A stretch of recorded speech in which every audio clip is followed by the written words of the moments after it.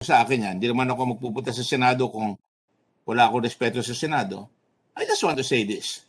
There have been repeated attempts to distract the investigation. No less from our own President of the Republic of the Philippines, Rodrigo Roa Duterte. Ganun po. Sabi ko lang po, bakit naman, Mr. President, our President dapat pagtatanggol niya yung nanungulimbat. Baliktad po eh. Yung COA, Commission on Audit, a constitutional body, sinaltik ng Presidente at sinabi sa tao, huwag niyong pakinggan ang COA. Mali ang COA. Mr. President, ang COA ang timbang eh. Kung nasaktan sila, sagutin nila. Huwag natin sirain ang institusyon ng COA, ng Commission on Audit. Hindi pa natuwa doon eh. Tinira naman yung Senado.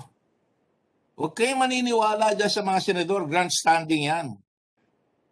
Sumagot naman ang ating Senate President, sumagot ang ating kaibigan, si Senator Lacson.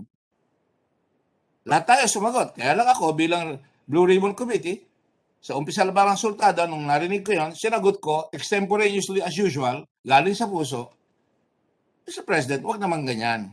Respetuhin nyo, hindi kami, yung institusyon na co-equal branch na binabalanse natin ang ating bansa para pag namuno, hindi lalampas sa mga tao sa abuso.